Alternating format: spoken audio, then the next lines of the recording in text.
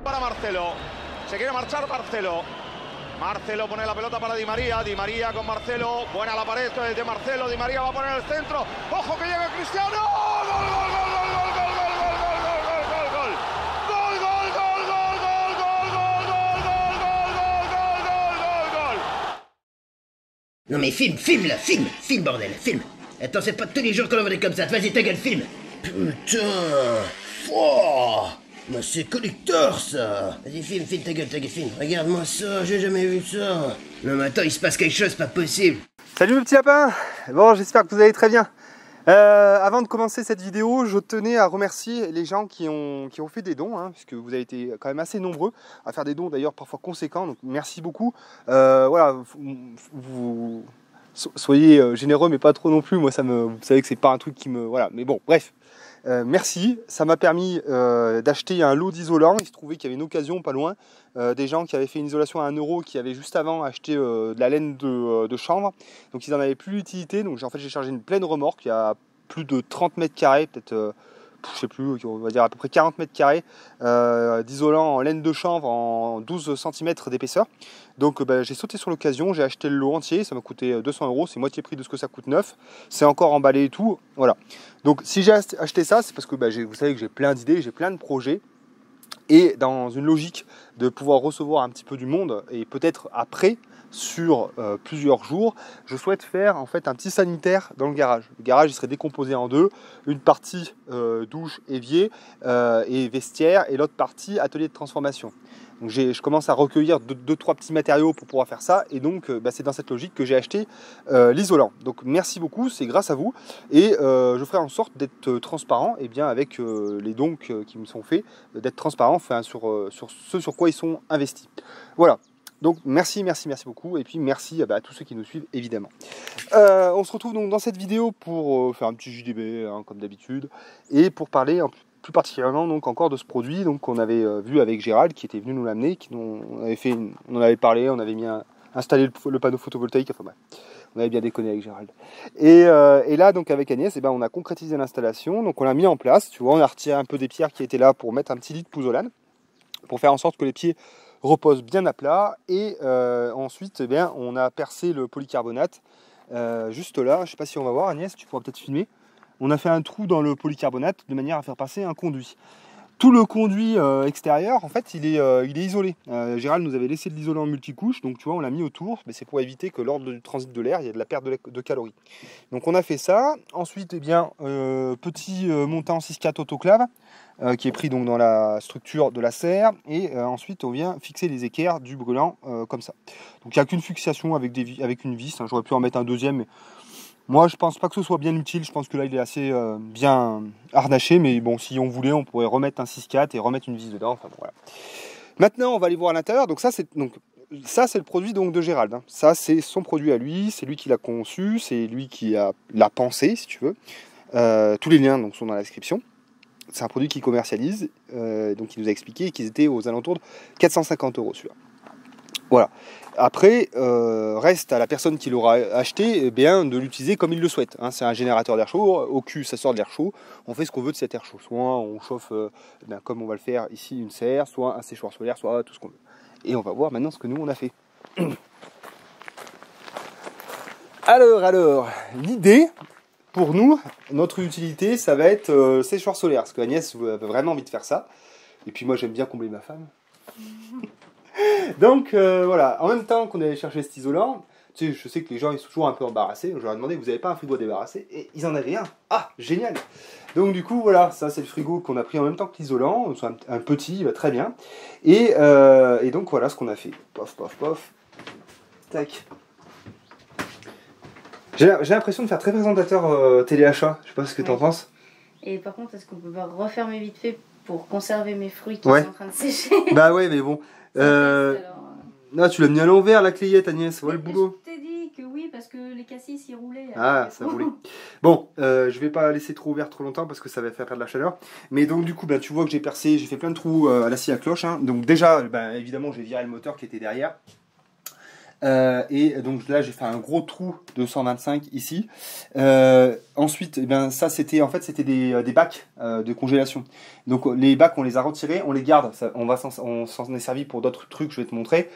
Ça pourra servir de tiroir si on les met par exemple dans une étagère, dans un meuble. Hop, ça fait un tiroir où on met plein de choses, c'est vachement cool. Donc on les garde. Et donc il a fallu pour cet étage refaire des petites cléettes. Donc là c'était des petits assos qu'on avait, des petits trucs d'assemblage. Bon voilà, un petit grillage. Bon voilà. Et donc elle a mis quelques trucs à sécher. Bon, c'est un essai, mais je suis pas sûr que ce soit bien concluant parce que là on fait la vidéo très tard. Donc voilà, bon, c'était juste pour vous montrer. On en parlera peut-être un peu plus là. Il faut qu'on le prenne en main tout ça. Hein. C'est comme tout. Hein. De toute façon, quand tu achètes un produit, il faut le temps de savoir l'utiliser. Voilà. Donc on vous en reparlera de toute façon. Hein. On n'est pas prêt de s'arrêter à faire de la publicité sur cette chaîne évidemment. Et donc il y avait une partie congélateur, une partie frigo, et il n'y avait pas en fait de lien entre les deux évidemment. Donc ce que j'ai fait, c'est que j'ai fait plein de trous à la scie à cloche en 80. Donc comme ça, je suis sûr que la chaleur elle va passer. Et ensuite donc je me suis resservi donc des clayettes d'origine pour faire ça quoi. Donc en fait c'était des verres sécurité, donc ça m'a fait un peu mal au cœur, mais je pouvais pas les récupérer. Donc j'ai dû les péter à coups de marteau. Et ensuite on a fixé par le dessous, agrafé, vissé des petits grillages comme ça. Voilà. Donc là tu vois c'est vraiment nickel. Puis voilà, ça a plein d'avantages quoi. On s'est pas trop fait chier, ça a pris quand même une journée et demie quand même de faire tout ça, mais voilà, donc déjà ça fait de la récup, ça empêche un truc comme ça de partir à la benne. Et puis il n'a pas fallu beaucoup de modifications, je pense que si j'avais dû fabriquer un meuble, ça m'aurait pris beaucoup plus de temps que de récupérer un frigidaire. Et puis l'avantage aussi, c'est que lui, il est isolé. Donc il y a une grosse épaisseur de mousse polyuréthane, ce qui fait qu'il conserve la chaleur, donc ça va impeccable. Donc entrée d'air comme on a vu en dessous, et puis sortie d'air ici en 125, juste là. Et ensuite, hop, ça sort par le ventilateur. J'ai commandé, ça va pas tarder à arriver, je vous en reparlerai de toute façon, un bypass, comment ça s'appelle? Recycleur bypass. Ouais, je crois que c'est ça. En gros, c'est un T avec une vanne. Parce que ce que je vais pouvoir faire, ça va être en fait choisir si j'envoie l'air chaud à l'extérieur, parce que là par exemple en été ça sert à rien de chauffer cette pièce, il fait déjà trop chaud. Donc à ce moment-là, je fais en sorte de tourner ma vanne pour que l'air soit extrait à l'extérieur. Et en hiver, faire en sorte qu'une fois que l'air est arrivé dans le séchoir, elle soit extraite à l'intérieur. Donc ça sera un T avec deux embouchures, une embouchure qui va là-bas et une embouchure qui reste là. Voilà, donc ça j'ai commandé, ça coûte une quarantaine d'euros je crois, donc je le mettrai en place. C'est pour ça que là pour l'instant je suis pas tout à fait fini. On a mis un petit thermomètre juste là pour avoir les températures. Donc là on est à 32 degrés. Bon, il faut pas se formaliser là-dessus, hein, comme je vous dis, là je sais pas quelle heure il est, mais il est tard et puis c'est super couvert. Mais bon, on est déjà à 32 degrés, tout à l'heure on était monté à 33, 34, je sais plus. Voilà. De toute façon, pour ce qui est, je ferai une vidéo plus détaillée hein, pour les perfs, les machins, les trucs. Je comprends que ça vous intéresse et que vous voulez pas acheter un âne dans un sac.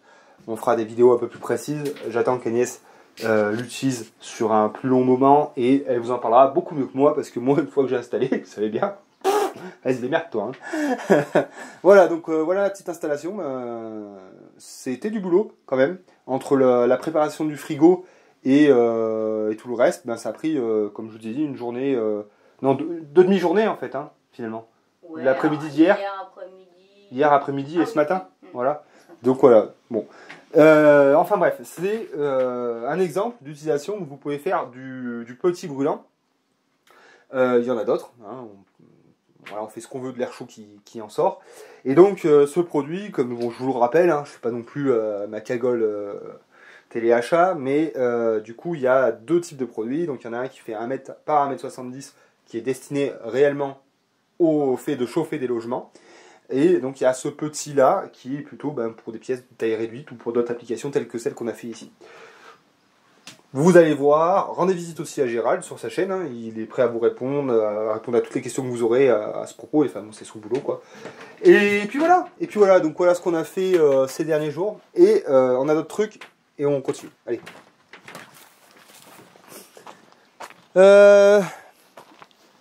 C'est que ça claque quand même, hein, franchement. Non mais c'est stylé, enfin, moi je trouve c'est joli en plus, moi j'aime bien. Hein. Ah oui, alors si je le rappelle aussi, J'aime bien rappeler quand même les matériaux avec lesquels il a choisi en fait de composer ça. C'est vraiment pas un truc en, tu vois, en palette de récup, tu vois, non, carrément pas quoi. Là, tu vois, c'est bois exotique. Donc bois exotique, ça bouge pas, c'est imputrescible, ça va pas vriller, y a pas de problème. Verre trempé, donc contre la grêle. Alors pour vous donner une idée, les clayettes de frigo là, donc c'est pareil, c'est du verre trempé, moins épais que celui-là, il me semble. Et au début, tu vois, j'étais pas très confiant, je mets un petit coup de marteau. Putain, pas un pet, rien et tout quoi. J'y vais un peu plus fort, toujours pas. Je fais, attends, il se fout de ma gueule ce machin. Mais là j'ai réussi à le casser. Mais bon, verre trempé, quand même, ça déconne pas. Donc verre trempé, donc pour la grêle, il n'y a pas de souci. Il faut vraiment que ça tombe des boules de pétanque. Et là, peut-être que ça y fera, mais voilà. Et puis l'inclinaison fait aussi que de toute façon, c'est pas un contact franc, quoi. Tout le reste, donc ce qui est pas mal aussi, ce qu'on peut remarquer, c'est tout l'habillage aluminium, en cornière aluminium, qui fait que ça limite le fait que l'eau passe à travers les... quand tu as deux morceaux de bois qui vont être l'un contre l'autre, tu vois, tu as un léger interstice et l'eau, tu vois, elle va arriver à s'infiltrer, ça va foutre la merde et tout.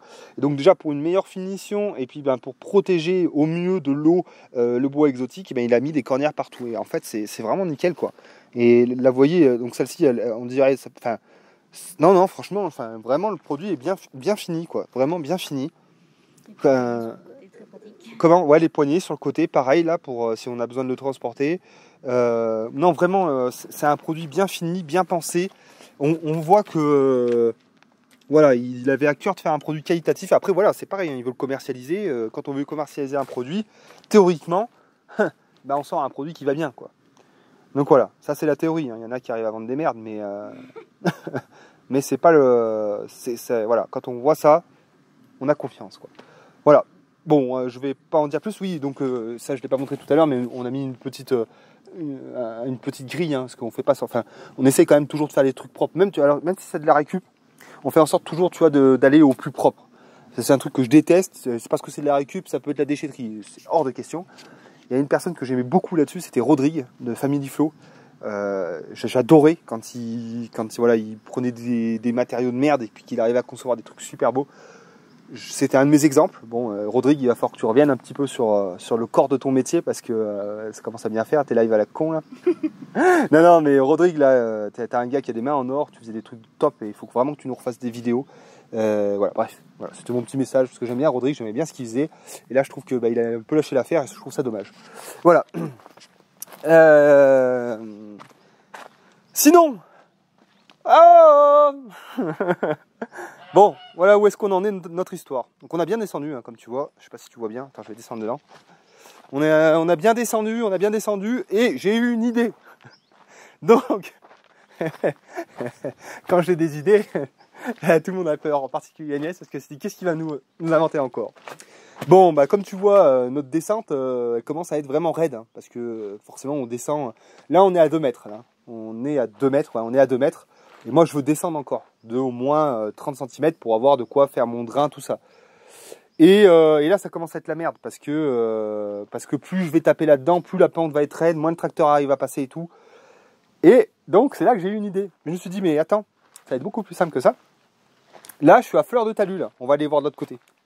Alors, j'ai dit, on va tout enlever. Donc, tout ça, là, je vais y faire sauter. Les noisetiers, je vais les faire sauter.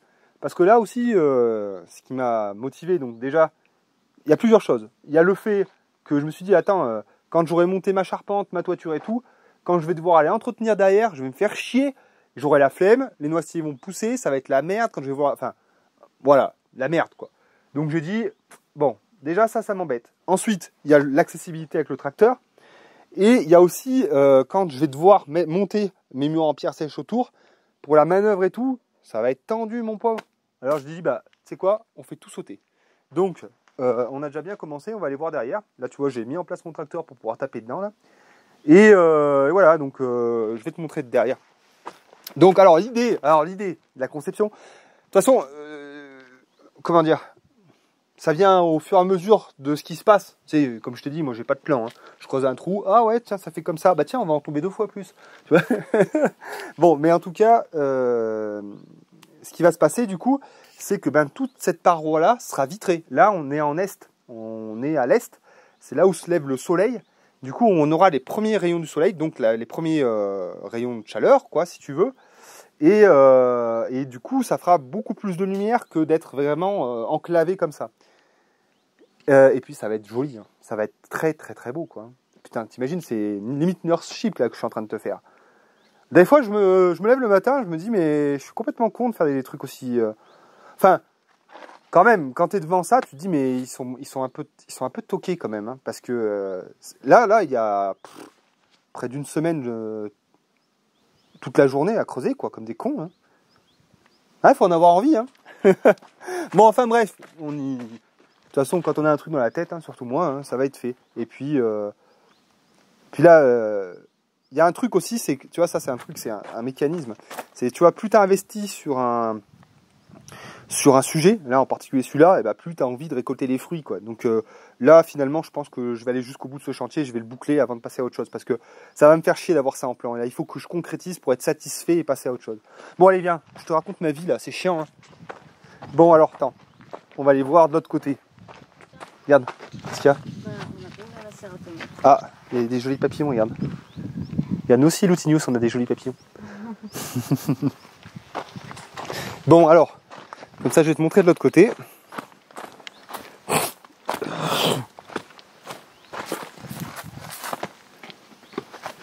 Là, là. Tac, tac, tac. Alors. Voilà, donc du coup, on passe par là. Et je tape dans mon talus, du coup. Voilà. Et là, tu vois, j'ai commencé... on a commencé sérieusement à y attaquer, là. Et là, ça va tomber tout seul, là, bientôt. Là. Donc voilà, donc là, j'arrache les 3 nastiers. 1, 2 et 3. J'arrache tout. Et comme tu vois, c'était pareil, c'était monté en pierre sèche. Donc les pierres, bah, pareil, bah, on les prend et puis on continue nos murs en pierre sèche dans le verger, quoi. Voilà. Voilà où on en est, quoi. Mais là, ça fait vraiment du... Ouais, ça fait du taf. Hein. Ça fait du taf, mais on gère. Ça va aller. Ça va aller. Non, mais c'est vrai que c'est vraiment du gros boulot. Hein. Bon, mais une fois que le terrassement sera terminé, franchement, on aura fait le plus dur. Hein, parce que monter les murs et tout, tu vois, franchement, ça va. Hein. Ça va. Hein. Je préfère monter les murs que... Parce que le trou, tu le creuses, tu passes 8 heures à le creuser, tu regardes, au bout de 8 heures, tu te dis, mais j'ai rien fait, quoi. Ça brise, hein. Ce chantier-là, ça brise, hein, je trouve, moi. Ouais. Bon, on n'a pas le moral là-dessus. Ah, on n'a pas bien le moral. Hein. Bon, c'est pas pour autant, tu vois, qu'on est en PLS et qu'on fait rien. On continue, mais c'est long et c'est dur. Hein. Vraiment, c'est un gros chantier. Bon, enfin, voilà, la petite histoire de ça, quoi. Donc, voilà où j'en suis. Hein. Voilà. Bon, mais je te tiendrai au courant pour le reste. Bon, je vais pas te remontrer le verger. On a avancé, mais je te montrerai dans une autre vidéo, là, quand on aura fait d'autres murs et tout, là, parce que bon, tu connais maintenant les murs en pierre sèche. Mais voilà ce qu'on a pu faire. Je vous tiens au courant. De toute façon, dans 2-3 jours, pareil, je referai une vidéo pour vous montrer comment on a pu avancer. Et puis voilà, et puis merci à vous de nous suivre encore une fois. Et puis merci pour l'intérêt aussi que vous portez pour les lives. Et puis à bientôt. Allez, ciao mes petits lapins. Et attendez, déconnez pas. Abonnez-vous, les pouces bleus, la cloche de notification. Et puis faites des dons. Allez, bisous.